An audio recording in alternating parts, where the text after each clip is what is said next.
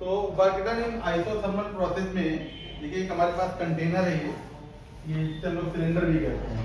इस सिलेंडर में देखिए गैस फिल है, यहाँ से जब उसको हीट करेंगे आइसोथर्मली प्रोसेस से। आइसोथर्मल प्रोसेस का मतलब होता है बहुत धीमे धीमे हीट देंगे, तो इससे क्या होगा, ये एक्सपेंड करेगा।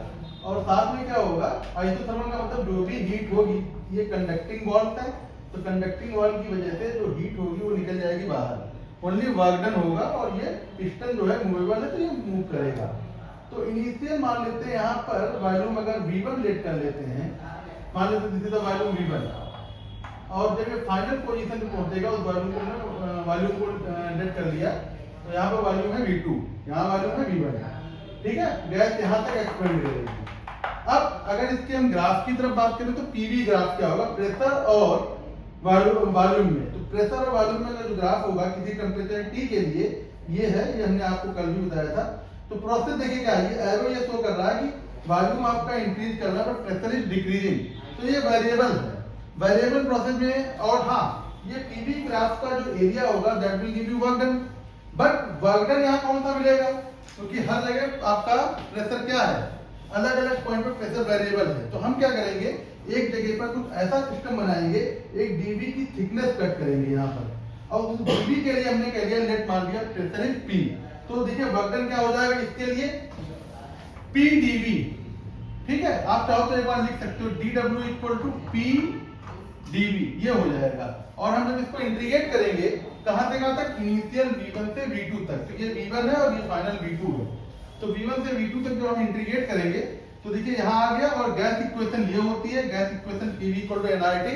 हमने यहाँ से P की वैल्यू को निकाला है, क्योंकि हमारे पास वेरिएबल किसमें है, V के फॉर्म में, इसलिए हमने P को रिप्लेस किया है। तो P की वैल्यू nRT/V यहाँ रख दी मैंने। nRT n number of mole है, R गैस कांस्टेंट है, T the temperature, absolute temperature, सब कुछ कांस्टेंट है, बाहर निकाल लिया। अब बचा हमारे पास क्या, dV/V।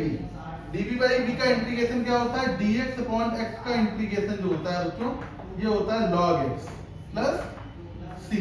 बट यहाँ पर लिमिट लगी हुई है, तो हम लोग फिर c लगाने की आवश्यकता नहीं है। तो सीधे सीधे dv का इंटीग्रेशन हो जाएगा log v, बेस में रहेगा e, फाइनल लिमिट है v2, इनिशियल v1 है। फिर हम लोग क्या करेंगे, लिमिट अप्लाई करेंगे, तो log v2 minus log v1 base e में।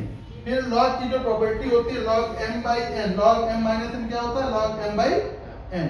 तो यहाँ पर आ गए हम लोग इस जगह पर। उसके बाद देखिए बेस e को अगर बेस 10 में कन्वर्ट करते हैं, तो this is the conversion factor 2.303, इसकी वैल्यू पुट कर देंगे। ये वैल्यू मैंने यहाँ पुट की, और ये हमारे पास निकल के आ गया W equal to 2.303 nRT log V2/V1 base 10।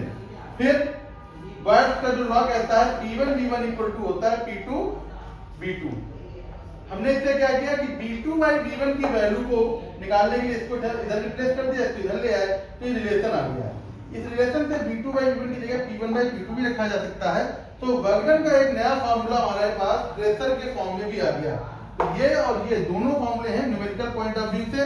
अगर आपको वॉल्यूम के उसमें दिया जाए तो ये लगाओ, प्रेशर के फॉर्म में दिया जाए तो आप ये लगाइएगा। ये हमारा आइसोथर्मल प्रोसेस के लिए होता है। अब अगला जो हम आपको बताएंगे वो एडियाबैटिक के लिए है, तो इसको नोट कर लो।